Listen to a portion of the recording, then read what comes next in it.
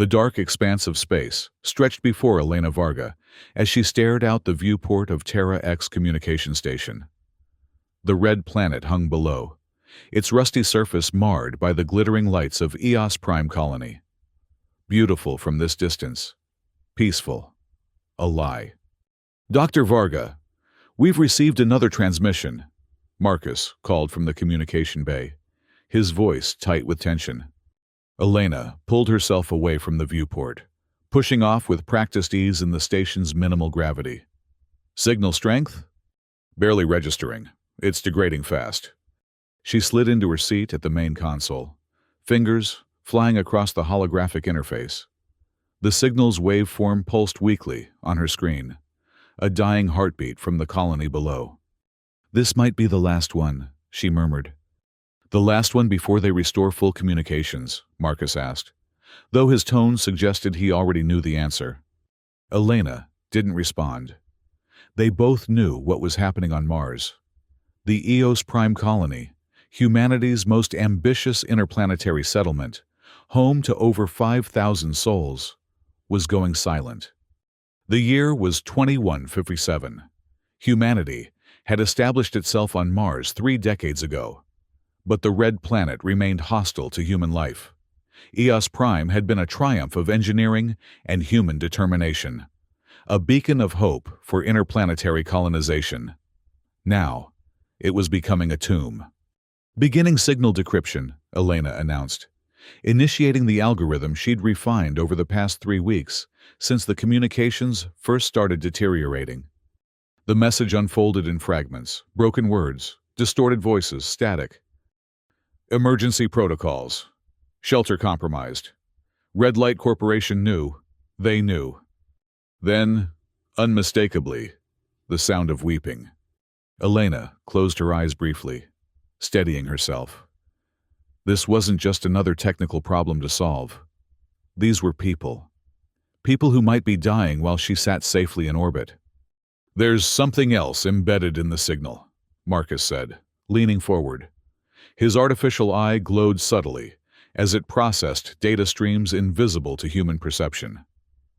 "Some kind of code. It's not part of the standard emergency protocol."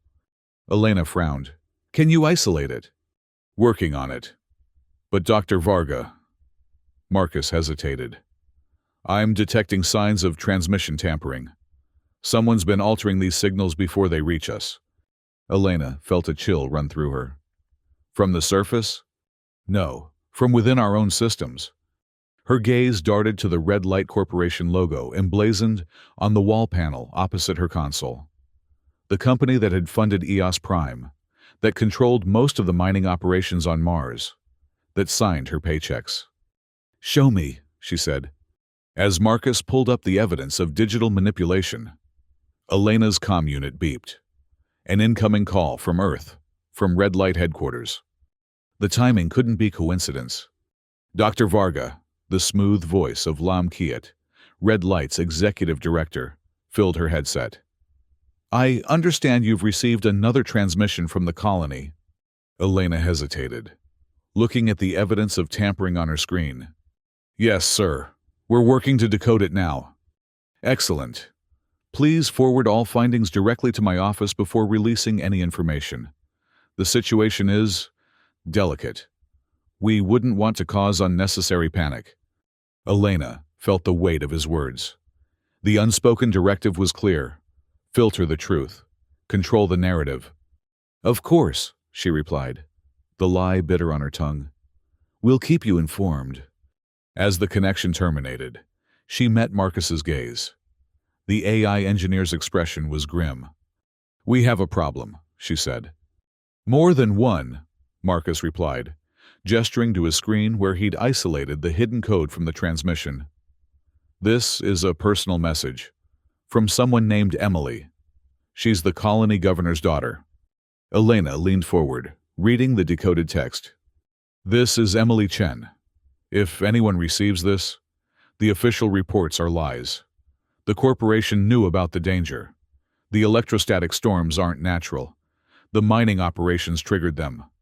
We have survivors in the auxiliary shelter at coordinates 37.4S. 122.1W. Please help us. This is our last chance. Elena felt her heart pounding. If this information was accurate, Red Light Corporation had not only known about the danger to the colony, but had actively covered it up to protect their mining interests. "We need to respond," she said firmly. Marcus looked uncertain. "The corporation monitors all official communications. If we acknowledge receipt of this message, then we'll be defying direct orders," Elena finished. "But if we don't, those people will die thinking no one is coming for them." She made her decision. There were 5,000 colonists on Eos Prime. Scientists, engineers, families with children, people who had risked everything to build a future on Mars. She wouldn't abandon them to protect corporate profits. "Begin composing a response transmission. And Marcus, scrub all traces of this conversation from the system logs." Marcus nodded, his cybernetic implants glinting under the harsh station lights. "Consider it done." As Elena began preparing a rescue mission that would almost certainly end her career, the final signal from Mars Colony continued to echo through the communication bay. A desperate plea from a dying world that refused to be silenced. 3 days earlier, the situation on Mars had been tense but manageable. Elena had been monitoring increasing atmospheric disturbances across the red planet's surface, but nothing outside expected parameters. Then, the first distress signal had arrived. "Terra X, this is Eos Prime. We're experiencing system failures due to unexpected electrostatic activity. Request immediate technical assistance." Standard procedure. Elena had assembled a team to provide remote support, expecting the colony's engineers to resolve the issues within hours. But the problems had escalated rapidly.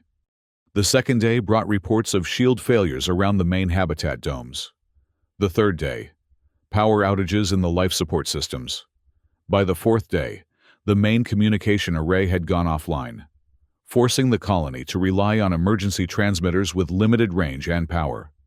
And now this, a hidden message suggesting sabotage and deception at the highest levels. "The auxiliary shelter," Elena mused, pulling up maps of Eos Prime on her console. "It's not on any of the official colony schematics."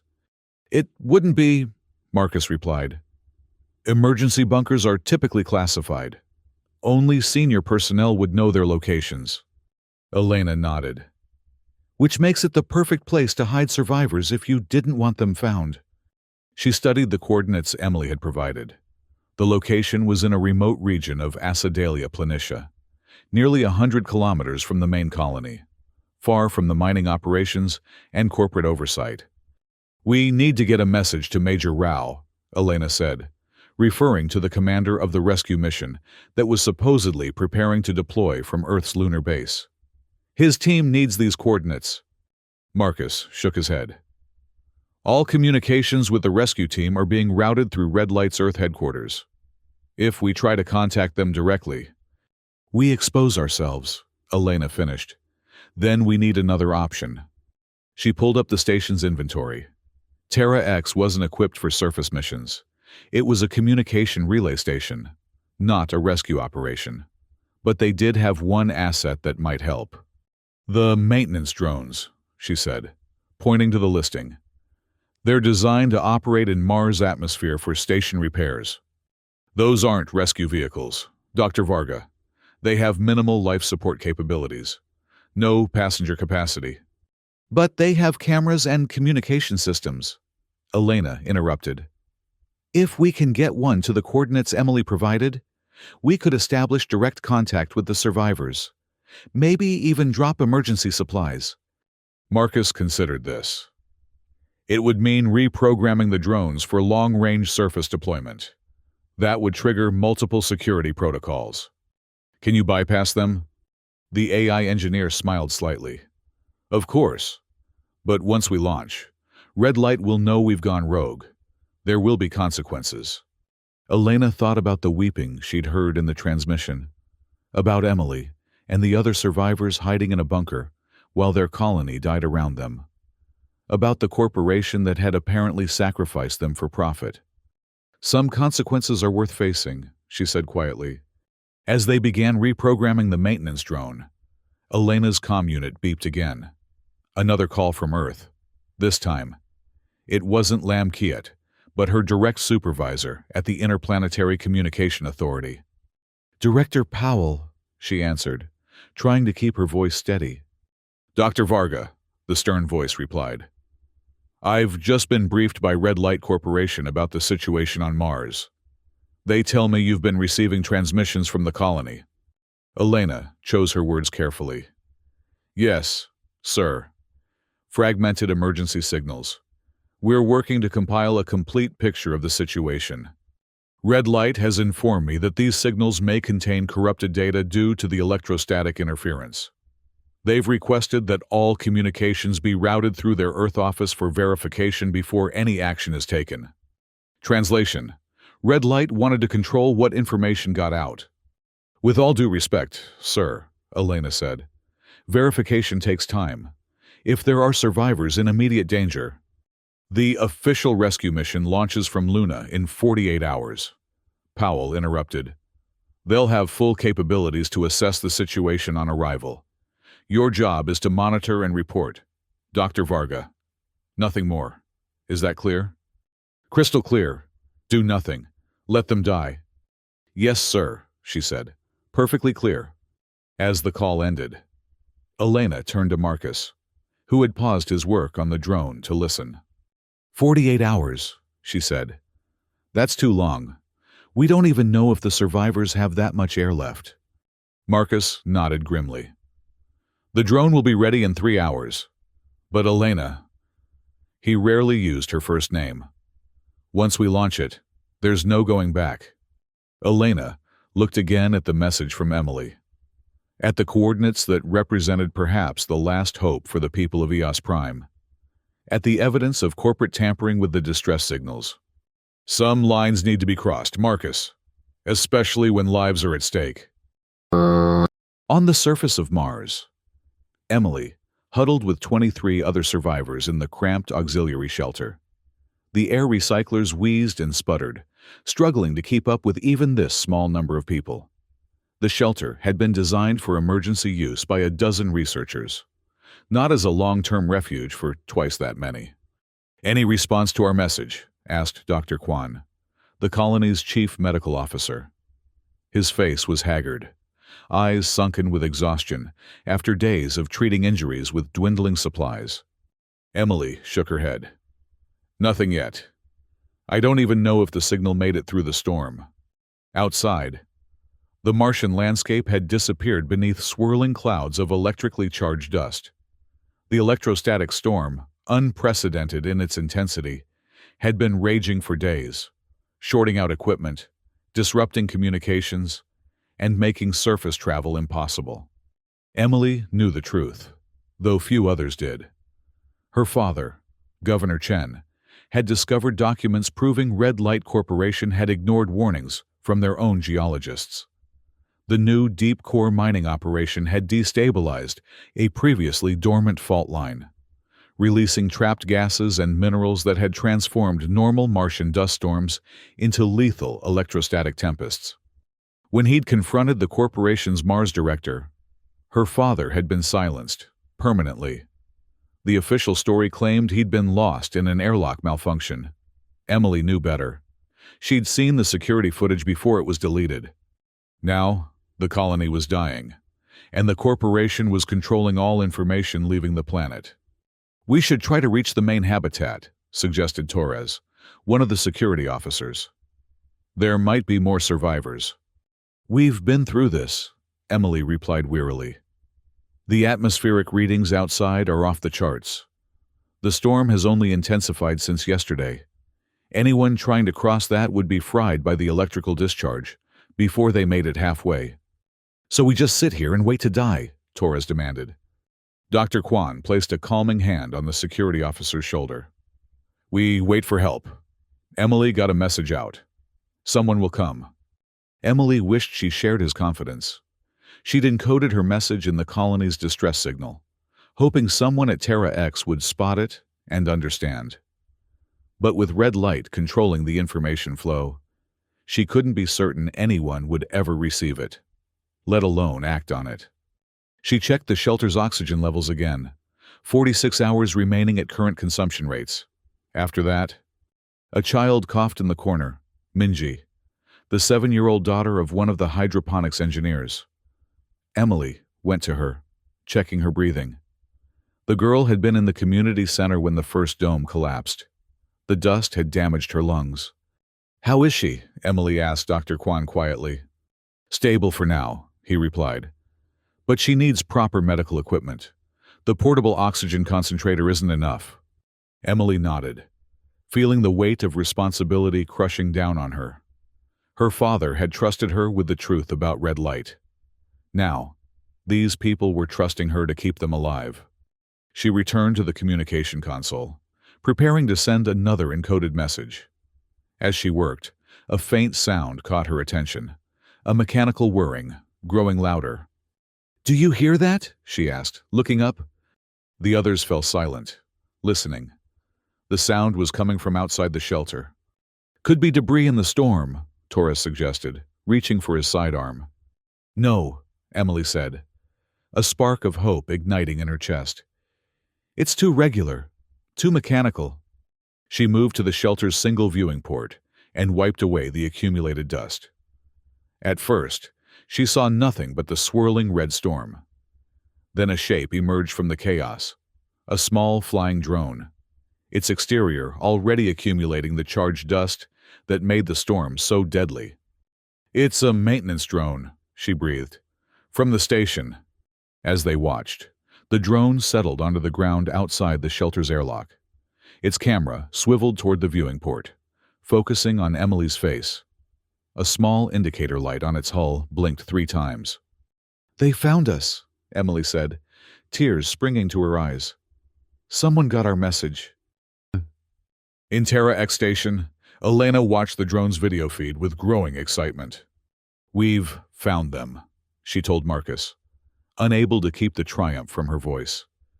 24 survivors in the auxiliary shelter. Marcus studied the readings coming from the drone's sensors. "Life support systems in the shelter are failing. Oxygen levels critical. They have less than 2 days of breathable air." Elena activated the drone's communication system. "This is Dr. Elena Varga from Terra X Station. We've received your distress signal and have located your position. A rescue mission is being prepared, but we need to know your status." The reply came through with surprising clarity. "Given the storm conditions, this is Emily. We have 24 survivors, including 1 child with respiratory distress. Our oxygen recyclers are failing. We estimate 46 hours of breathable air remaining. The storm has cut us off from the main colony. We believe there may be other survivors in the primary habitats, but we have no way to reach them or communicate with them." Elena exchanged a look with Marcus. "The official rescue mission won't launch for another 45 hours, she said quietly. "They won't make it in time." "There's another option," Marcus said hesitantly. "The emergency descent vehicle." Elena stared at him. Terra X Station had 1 small shuttle designed for emergency evacuation to the Martian surface in case of catastrophic station failure. It was barely large enough for the station's 6-person crew, not designed for rescue operations or to operate during storms. "That's suicide in these conditions," she said. "Not necessarily," Marcus countered. "The shuttle's heat shield could provide some protection from the electrical discharges, if we modified the navigation system to account for the storm patterns. It would still be incredibly dangerous." "Yes," Marcus agreed. "But we're talking about 24 lives, including a child." Elena turned back to the communication console. "Emily, this is Dr. Varga. The official rescue mission won't arrive in time. We're going to attempt an emergency descent to your location in our station shuttle. We'll bring supplemental oxygen and medical supplies." There was a pause before Emily's voice returned, thick with emotion. "You're coming down here? In this storm? That's too dangerous." "We don't have a choice," Elena replied simply. Prepare your people for evacuation. The shuttle can't accommodate everyone, but we can transport the most critical cases back to the station and bring enough oxygen to sustain the rest until the main rescue team arrives. As she ended the transmission, her comm unit beeped insistently. Red Light Corporation was calling again. Elena ignored it. "They know what we've done," Marcus said, nodding toward the flashing communication alert. "Of course they do," Elena replied, already moving toward the shuttle bay. "They're probably tracking the drone's movements. We don't have much time before they find a way to override our systems remotely." Marcus followed her. "The shuttle modifications will take at least 2 hours, and we'll need to calculate a descent trajectory that minimizes exposure to the storm's electrical activity." "Then we'd better hurry," Elena said, pulling up the shuttle's schematics on her tablet.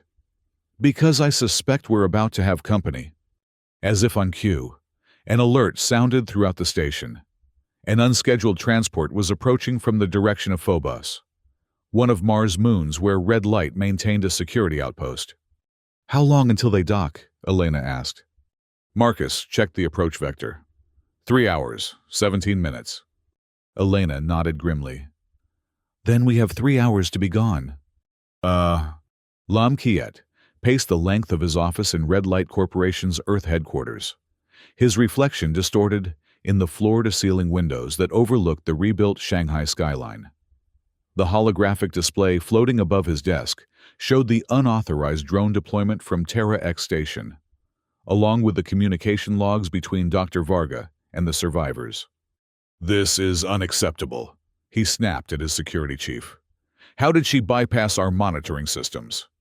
"The AI engineer, Marcus," the security chief replied. "He's very good. But we've dispatched a security team from Phobos.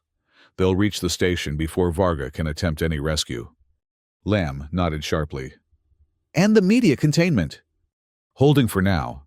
The official story remains that EOS Prime is experiencing technical difficulties due to a natural storm event. No mention of casualties or the mining operations role." Lam turned to stare out at the city. Red Light Corporation had invested billions in the Mars mining operation. The rare minerals being extracted were crucial for the next generation of fusion reactors. Reactors that would make Red Light the dominant energy provider in the solar system. A few thousand colonists were an acceptable loss to protect that investment, especially since most of them were already dead. But Dr. Elena Varga was proving troublesome.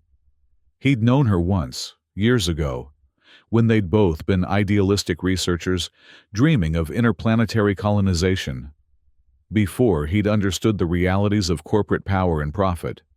"What about the governor's daughter?" he asked. "This Emily who sent the coded message." "She knows about the mining operation's connection to the storms," the security chief confirmed. "Her father discovered our internal reports before his accident." Lam's expression hardened. "Then she cannot be allowed to reach Earth. None of them can. The story dies with them." "Understood, sir. Our team has authorization to use whatever means necessary to prevent unauthorized departures from the station." "Good," Lam said. "And prepare a press statement announcing the tragic loss of Terra X Station due to the same storm that affected EOS Prime. We'll need to control that narrative as well." The security chief hesitated. "Sir, that would mean—" "I know exactly what it means," Lam interrupted coldly. "Dr. Varga has made her choice. Now she'll face the consequences." As his security chief left to carry out the orders, Lam returned to the holographic display. He expanded the drone's video feed, studying the faces of the survivors. His gaze lingered on Emily, young, determined, idealistic, just as Elena had once been, just as he himself had been, before reality had taught him harsher lessons.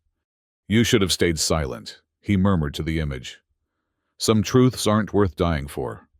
But even as he spoke the words, a part of him, a part he'd thought long buried, wondered if he still believed them. In the shuttle bay of Terra X Station, Elena and Marcus worked frantically to prepare the emergency descent vehicle. They'd been joined by two other crew members, Yoshida, the station's medical officer, and Rodriguez, the pilot. "The modifications to the heat shield are complete," Rodriguez reported, wiping sweat from her brow. "But I can't guarantee it'll hold against those electrical discharges. We've never tested it under these conditions." "It's our only option," Elena replied, loading another canister of emergency oxygen into the shuttle's cargo hold. "The survivors have less than 2 days of air left." Yoshida emerged from the medical storage room, arms full of supplies. "I've gathered everything I could for the child with respiratory distress, but without knowing the extent of her injuries, we'll do what we can," Elena assured him. "Once we get her back to the station, we can stabilize her until the main rescue team arrives." Marcus looked up from the navigation console. He was reprogramming. "Speaking of which, our uninvited guest will be docking in approximately 2 hours. We need to be gone before then." "How's the trajectory calculation coming?" Elena asked. "Nearly complete. I've programmed a descent path that should minimize our exposure to the storm's electrical activity. But there's a problem." Elena moved to look over his shoulder at the display. "What kind of problem?" "The storm is intensifying. The electrical activity has created a near-solid barrier around the auxiliary shelter. Even with our modified heat shield, attempting to land within a kilometer of the shelter would be inadvisable. So what are our options?" Marcus highlighted a region on the map. "There's a relative calm in the storm pattern here, about 3 kilometers from the shelter. We could land there and use the drone to guide us to the survivors." 3 kilometers across the Martian surface during an electrostatic storm? Rodriguez shook her head. "That's suicide." "Not necessarily," Marcus replied. "I've been analyzing the storm patterns. The electrical discharges follow predictable cycles. If we time our movement between cycles and use the drone as a lightning rod of sorts, we might make it," Elena finished. "It's worth the risk."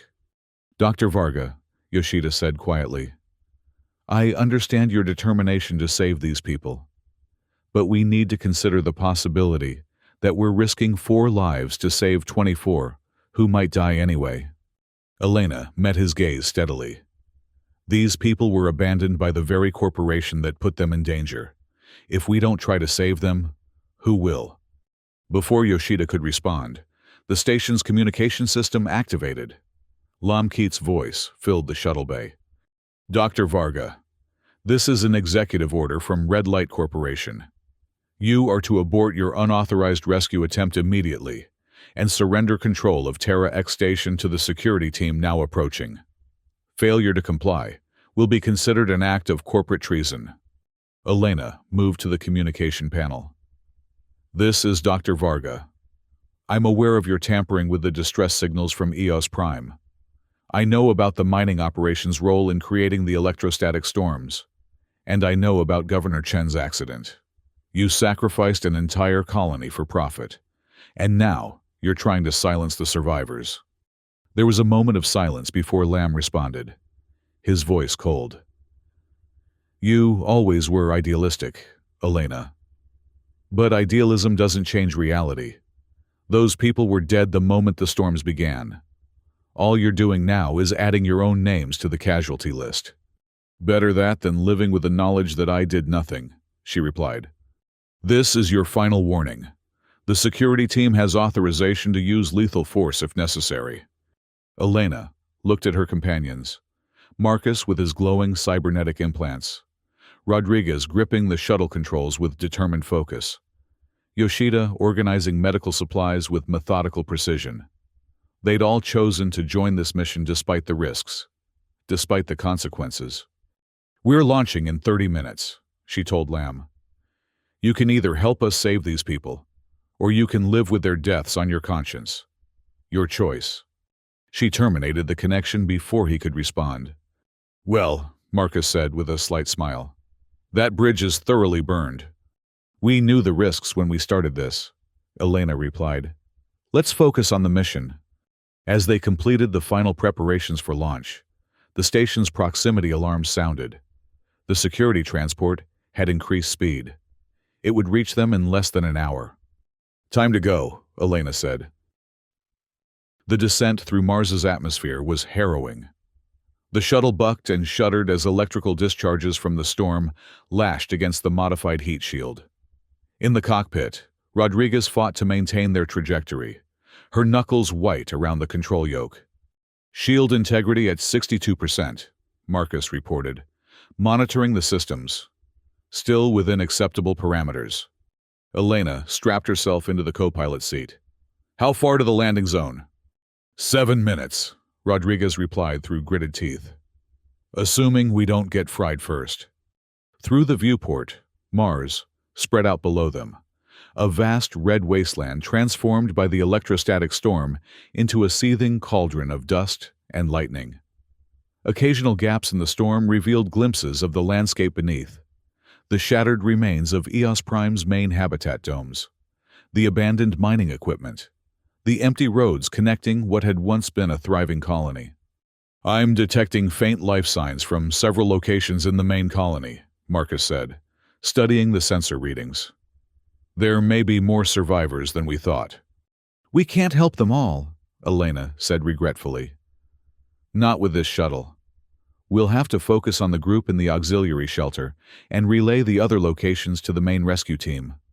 A massive electrical discharge struck the shuttle's port side, sending it into a spiraling descent. Warning alarms blared throughout the cabin. "Shield integrity dropping," Marcus shouted. 47%, 35. Rodriguez fought with the controls, pulling the shuttle out of its spin. "Adjusting approach vector. Hang on." The shuttle leveled out, still descending rapidly, but now under control. Outside, the storm seemed to intensify, as if deliberately targeting them. 2 minutes to landing zone, Rodriguez announced. "Shield integrity at 29%. Elena activated the communication system. "Auxiliary shelter.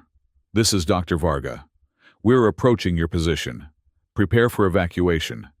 We'll be landing approximately 3 kilometers from your location and proceeding on foot." Emily's voice came through, distorted by static. "Understood. We're ready. But the storm has gotten worse. The shelter's external sensors are registering massive electrical discharges." "We've noticed," Elena replied grimly, as another bolt struck the shuttle. "We're coming anyway. Stand by." The landing was rough, but controlled. The shuttle touching down in a relatively calm area of the storm, a small eye in the electrical hurricane that engulfed the region. As the engines powered down, Elena moved to the equipment locker and began distributing the modified surface suits. "These won't provide much protection against direct electrical strikes," she warned. "But the insulation should help with the ambient charge. Stay close together and follow the drone's guidance precisely." Yoshida checked the portable medical kit one last time. "The child with respiratory distress is our priority. We'll need to move quickly once we reach the shelter." Elena nodded. "Marcus, you'll monitor the storm patterns from here. Guide us through the safe corridors. Rodriguez, you stay with the shuttle. Keep it ready for immediate departure." "What if the security team reaches the station while you're gone?" Rodriguez asked. "They'll probably try to override the shuttle systems remotely," Marcus said. "I've installed some safeguards, but they won't hold forever. You need to be back within 2 hours." Elena sealed her helmet. "Then we'd better not waste any time." She and Yoshida stepped into the shuttle's airlock. As the outer door opened, the full fury of the Martian storm hit them, a howling maelstrom of dust and electrical energy that reduced visibility to mere meters. "Follow the drone," Elena instructed, pointing to the maintenance unit hovering just outside the airlock. Its navigation lights pulsed steadily, a beacon in the chaos. Together, they began the treacherous journey toward the auxiliary shelter. In the auxiliary shelter, Emily watched the external sensors with growing concern. The electrostatic activity had reached unprecedented levels, creating a lethal barrier around their position. "They'll never make it through that," Torres said, looking over her shoulder. Not on foot. They've come this far, Emily replied. They'll find a way. The others had gathered what few possessions they had, preparing for evacuation. Minji sat with her mother, an oxygen mask covering most of her small face. Dr. Kwan checked her vital signs regularly, his expression betraying his concern. Her O2 saturation is dropping, he told Emily quietly. The portable concentrator isn't enough anymore. Emily nodded grimly. The rescue team is bringing medical supplies. Just a little longer. She returned to the communication console, trying to re-establish contact with Dr. Varga. The storm was interfering with their signals. Auxiliary shelter to rescue team. Do you copy? Static answered her. Then a broken fragment of response. Approaching your... Stay inside. Opening the... Emily adjusted the frequency. You're breaking up. Please repeat. This time, the response came through more clearly. We're approximately 1 kilometer from your position. Storm intensity increasing. Stay inside until we reach the outer airlock. Understood, Emily replied. Be careful. The sensors are showing electrical discharges all around the shelter. No response this time. Just more static. Emily turned to the others. They're close. Get ready to move quickly when they arrive. As the survivors prepared for evacuation, a different alert sounded from the communication console. Someone was attempting to access their frequency. Emily hesitated, then accepted the incoming transmission. Emily Chen. The voice was smooth, controlled. This is Lam Keat, Executive Director of Red Light Corporation. Emily felt cold rage flood through her. This was the man responsible for her father's death, for the colony's destruction. What do you want? She demanded. To offer you a choice, he replied.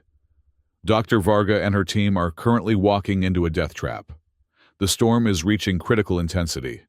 They won't survive the journey to your shelter, let alone the return trip.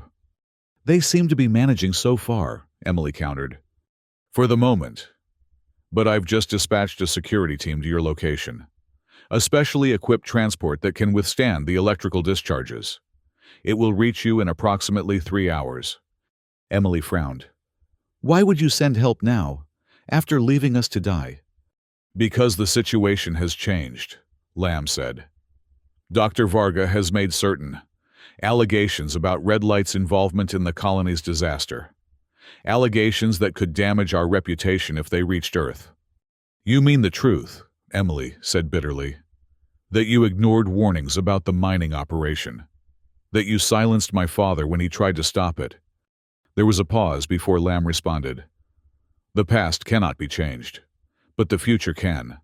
I'm offering you and your fellow survivors safe passage to Phobos Station. From there, transportation back to Earth. In exchange for what? Our silence? In exchange for your cooperation in presenting a united narrative about what happened at EOS Prime. A tragic natural disaster, not corporate negligence. Emily laughed humorlessly. You want us to lie, to protect Red Light after you left thousands to die? I want you to consider the alternatives, Lam replied coldly. Dr. Varga's rescue attempt will fail. The electrical storm will only intensify over the next few hours. If you refuse my offer, none of you will leave Mars alive. Emily looked at the others in the shelter, at Minji struggling to breathe, at the exhausted survivors who had already lost so much. She thought of her father, who had died trying to expose the truth. I'll need to discuss this with the others, she said finally. You have 1 hour to decide, Lam said. After that, the offer is withdrawn. As the transmission ended, Torres approached her. What was that about? Emily explained the situation, watching the expressions of the survivors shift from hope to uncertainty to fear. We should take the deal, one of the engineers said. At least we'd survive. And let Red Light get away with murder? Torres demanded. After what they did to the colony? To Governor Chen. My daughter is dying, Minji's mother said quietly. I don't care about justice anymore. I just want her to live. Emily felt the weight of their lives pressing down on her. Her father had sacrificed everything for the truth. Could she do any less? But looking at Minji's pale face, at the desperation in her mother's eyes, Emily wasn't sure anymore. Elena and Yoshida pressed forward through the storm, following the maintenance drone's guidance. The visibility had worsened to the point where they could barely see each other, let alone the path ahead. Their suits' external sensors warned of increasing electrical activity, the charged particles in the dust cloud creating a dangerous conductive field around them. "We need to move faster," Elena said, checking the oxygen supply in her portable tank. "The storm is draining our power reserves. At this rate, our suits will fail before we reach the shelter." Yoshida nodded, adjusting the medical pack strapped to his back. "Any word from Marcus on a safer route?" Elena tried to contact the shuttle, but received only static in response. "Communication is down. We'll have to trust the drone." As if in response, the drone's navigation lights pulsed more rapidly, indicating a change in direction. It veered to the right, leading them toward a shallow ravine that offered some protection from the worst of the storm. "Clever," Elena murmured, following the new path.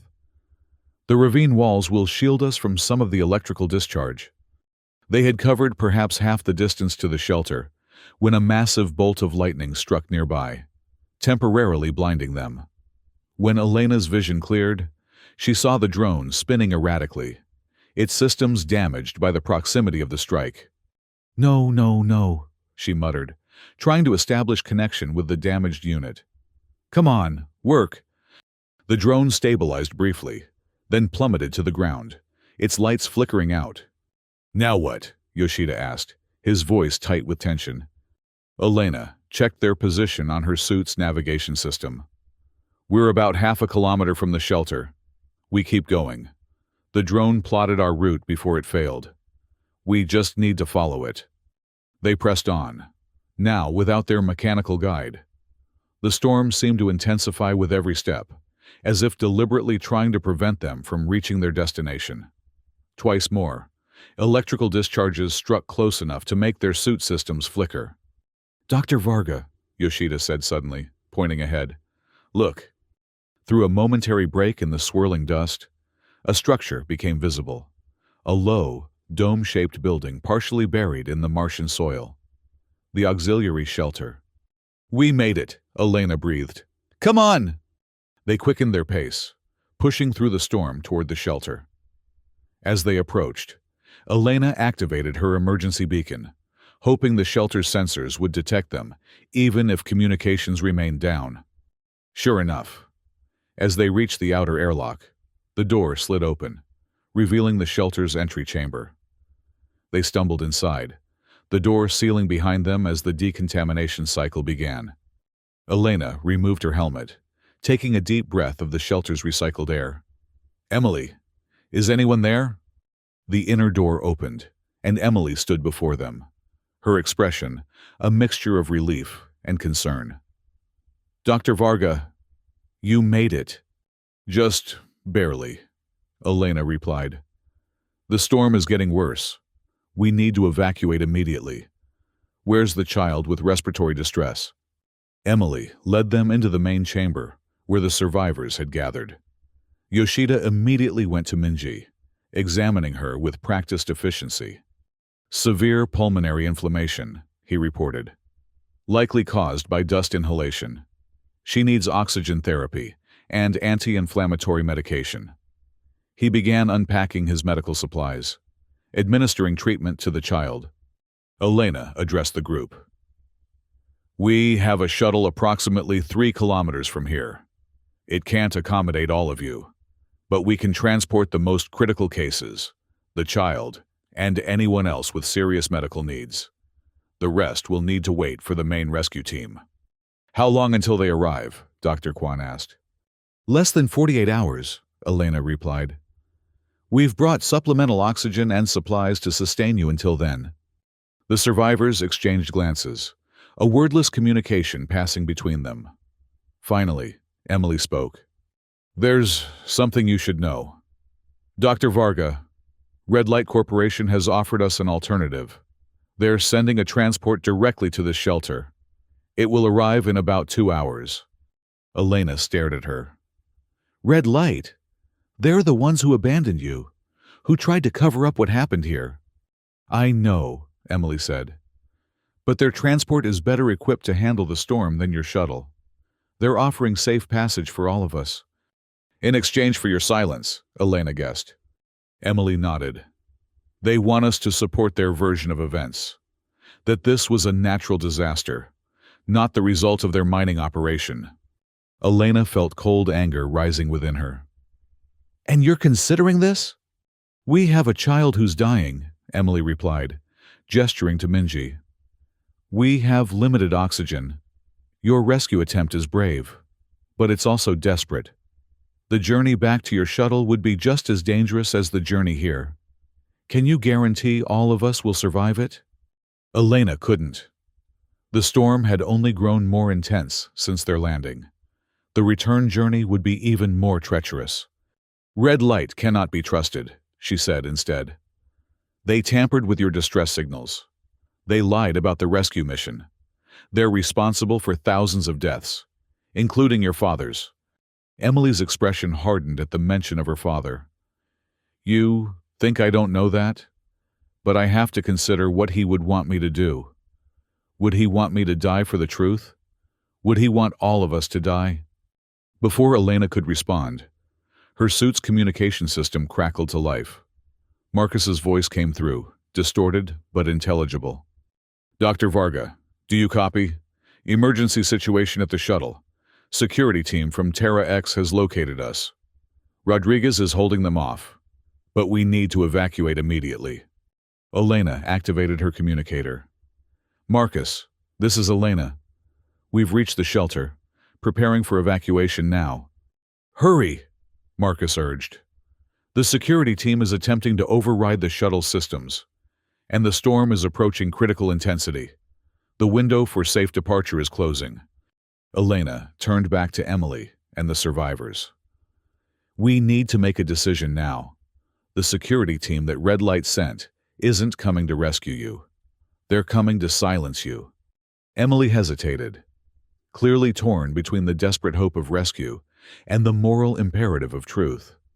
Dr. Kwan spoke up. The child's condition is stabilizing with the treatment. She can be moved safely now. Then we go with Dr. Varga. Emily decided, all of us. We'll tell the truth about what happened here, no matter the consequences. Not everyone agreed. 2 of the survivors opted to wait for Red Light's transport, unwilling to risk the journey through the storm. The rest prepared for immediate evacuation. We need to move quickly, Elena told them. Bring only essential supplies. The journey will be dangerous, but we'll guide you through it. As the survivors gathered what little they had, Elena's communicator crackled again. Dr. Varga, Lam Keat's voice came through. I know you've reached the shelter. I know you're planning to evacuate the survivors. I'm asking you, one last time, to reconsider. Elena exchanged a glance with Emily before responding. We've made our decision, Lam. These people deserve the truth. The victims of Eos Prime deserve justice. Justice won't bring them back, Lam replied, and pursuing it may cost you everything. Some things are worth the cost, Elena said firmly. You used to believe that too. Once. There was a long pause before Lam spoke again. The security team has orders to prevent your departure by any means necessary. But there may be a 15-minute window when they'll be occupied with system diagnostics. 14-20 hours. Station time. Elena frowned, uncertain if she'd heard correctly. Are you helping us? I'm giving you a chance, Lam said. One chance. Don't waste it. The communication ended abruptly. Elena checked the time. They had 28 minutes until the potential window opened. Let's move, she told the group. We have a small opportunity, and we need to take it. The journey back to the shuttle was even more harrowing than the approach had been. Without the drone to guide them, Elena and Yoshida relied on their suit navigation systems, which were increasingly affected by the storm's electrical interference. The 20 survivors followed in a tight formation, connected by safety tethers to prevent anyone from being lost in the near-zero visibility. Minji, carried by Yoshida, remained stable thanks to the emergency treatment. But several other survivors were struggling with the difficult conditions. The storm's intensity had increased dramatically, electrical discharges striking the ground around them with alarming frequency. "We're losing power in the suits," Elena reported, checking the rapidly depleting energy reserves. "The electrical activity is draining them faster than expected." "How much further?" Emily asked, helping an elderly researcher who was having trouble maintaining pace. "About 1 kilometer," Elena replied. "But at this rate, our suit systems will fail before we reach the shuttle." As if to emphasize her point, a nearby electrical strike caused several of the suits to temporarily lose power, their external lights flickering out before emergency backups engaged. "We need shelter," Yoshida said, "even temporary." Elena scanned the area, but the storm made it impossible to see more than a few meters in any direction. Then she remembered something from the colony maps she'd studied. "There should be a maintenance outpost nearby," she said. "It was used during the initial colony construction. If it's still intact." She adjusted their course slightly, leading the group toward where the outpost should be. After several tense minutes, a squat, utilitarian structure emerged from the dust cloud, a small building with reinforced walls designed to withstand Martian dust storms. "Inside! Quickly!" Elena ordered, overriding the outpost's security lock with her emergency access codes. The group filed into the cramped space, which had clearly been abandoned for some time. Dust covered the equipment, and the air was stale, but the structure was intact and provided refuge from the electrical storm. "Power systems are offline," Emily noted, examining the outpost's control panel. "But there might be emergency supplies." Sure enough, a search of the storage compartments yielded additional oxygen canisters and energy cells compatible with their suit systems. "This buys us some time," Elena said as they replaced their depleted power cells. "But we still need to reach the shuttle before the security team discovers what Lamb has done." She checked her communicator, attempting to contact Marcus. To her relief, the signal was clearer inside the outpost. "Marcus, this is Elena. We're taking shelter in a maintenance outpost about 1 kilometer from your position. Status report?" "The security team is currently attempting to override the shuttle's navigation systems," Marcus replied. "Rodriguez is running interference, but they're making progress. If you're going to make a move, it needs to be soon." Elena checked the time. The window Lamb had mentioned would open in less than 10 minutes. "We're on our way," she told Marcus. "Be ready for immediate departure when we arrive." As the survivors prepared to venture back into the storm, Dr. Kwan approached Elena with concern, etched on his face. "Several of our group won't make it much further in these conditions," he said quietly. "The elderly especially. The storm is taking a severe toll." Elena considered their options. "The outpost is relatively secure. Those who can't continue could remain here until the main rescue team arrives." "Assuming they come," Emily said, joining the conversation. "If red light controls the narrative." "They'll come," Elena assured her. "I've transmitted all the evidence we've gathered to multiple sources. The truth about what happened here will get out, regardless of what happens to us." After a brief discussion, 5 survivors elected to remain in the outpost, those too weak to continue the journey or too valuable to risk, including Dr. Kwan, who would stay to provide medical care. "We'll send help as soon as we reach the shuttle," Elena promised. With renewed determination, the reduced group ventured back into the storm. The fresh power cells gave their suits new life, but the storm had intensified further, electrical discharges now striking continuously around them. "Stay close together," Elena instructed. "Follow my path exactly." They moved as quickly as conditions allowed, fighting against the howling wind and near-zero visibility. Minji, still in Yoshida's arms, whimpered occasionally but remained relatively stable. They had covered perhaps half the remaining distance when a massive electrical discharge struck directly in front of them, sending several survivors tumbling to the ground. Elena helped them back to their feet, checking for suit breaches. "Everyone all right?" she called over the communication channel. A chorus of affirmatives came back. But then, Emily's voice cut through, urgent and afraid. "Torres is down! His suit took a direct hit!" Elena rushed to where Emily was kneeling beside the security officer. Torres lay motionless, his suit's systems completely dark. "Emergency override," Elena commanded, manually releasing his helmet seal. She checked for vital signs. "He's not breathing. Beginning resuscitation." She started CPR while Yoshida prepared an emergency stimulant from his medical kit. The other survivors gathered around, creating a barrier against the worst of the storm. "Come on, Torres," Elena muttered, continuing chest compressions. "Don't give up now." After what seemed an eternity, Torres gasped, his eyes fluttering open. "What happened?" "Your suit took a lightning strike," Elena explained, relief flooding through her. "Can you move?" Torres nodded weakly.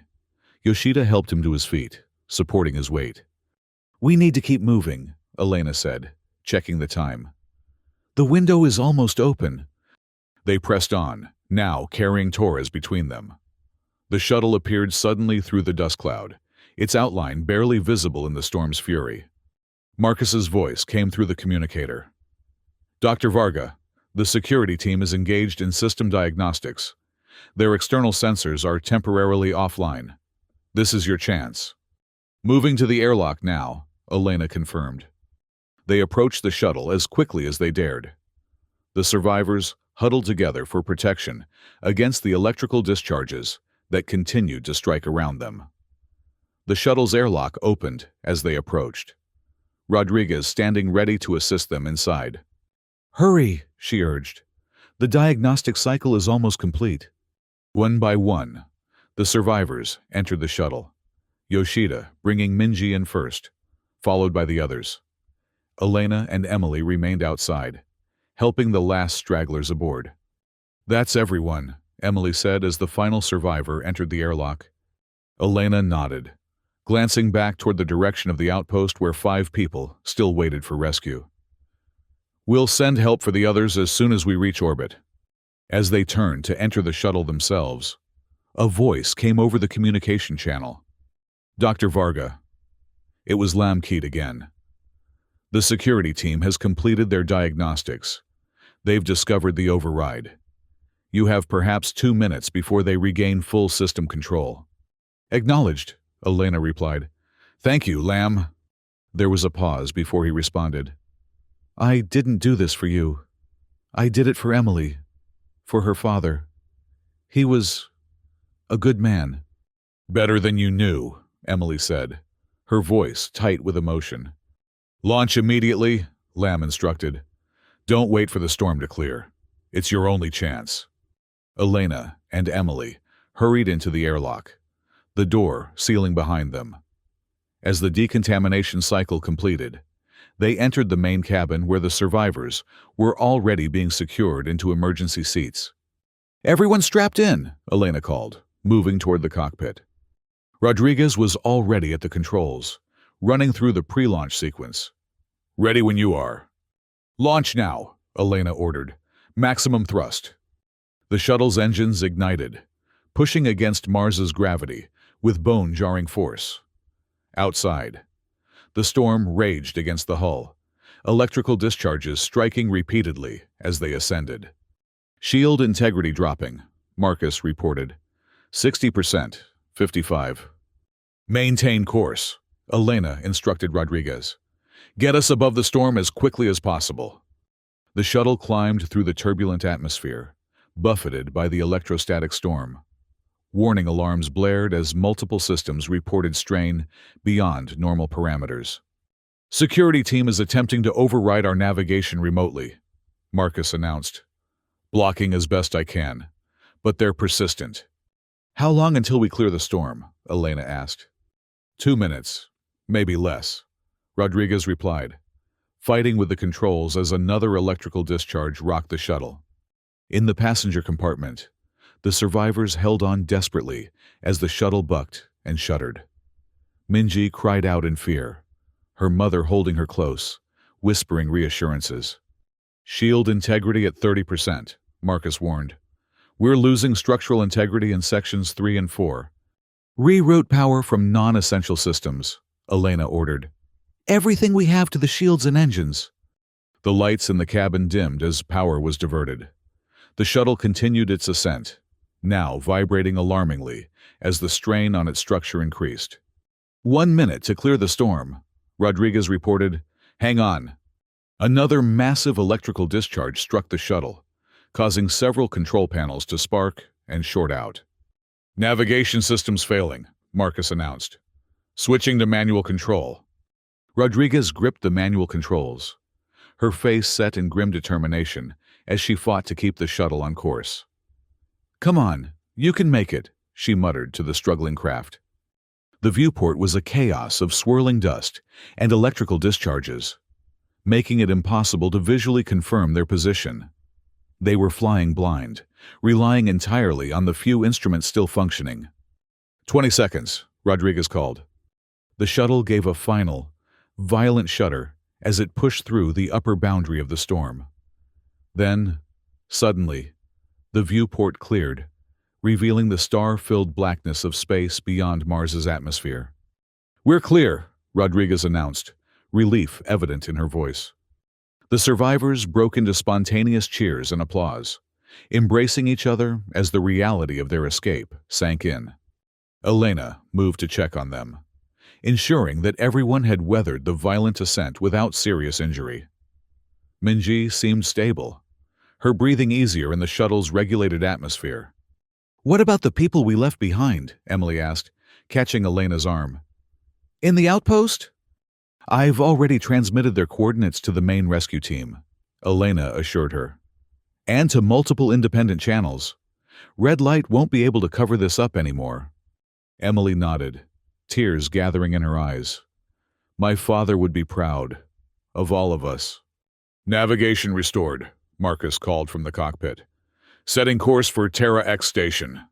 Elena joined him, looking at the displays. "What about the security team?" "They've broken off pursuit," Marcus replied, likely returning to Phobos to report their failure. Elena allowed herself a moment of relief. They'd done it, against all odds. They'd rescued the survivors of Eos Prime, or at least some of them. The truth about what had happened would reach Earth. Red Light Corporation would be held accountable. But the cost had been high. Thousands of colonists had died. A dream of Martian colonization had been shattered by corporate greed. As the shuttle approached Terra X station, Elena's communicator activated one final time. "Dr. Varga," Lomkeit's voice was subdued, almost resigned. "I see you've made it to orbit. Congratulations." "It's over. Lamb," Elena replied. "The survivors will testify about what happened. The evidence can't be hidden anymore." "Perhaps that's for the best," he said, surprising her. "Some secrets are too heavy to carry, even for a corporation." "What will you do now?" There was a long pause before he answered. "What I should have done when I first learned the truth. The right thing, finally. Goodbye, Elena." The communication ended. Elena stared at the silent communicator, wondering what Lamb's cryptic words meant. She would learn later that he had released all of Red Light's internal documents about the Eos Prime disaster to the media before taking his own life, a final act of atonement that would ensure justice for the victims. But for now, as Terra X station grew larger in the viewport, Elena focused on the living, on Emily, and the other survivors who carried the truth about Mars Colony's last signal, on Minji, who represented the future that might still be possible. The auxiliary shelter on Mars fell silent as the last of its occupants were rescued by the main mission that arrived 40 hours later.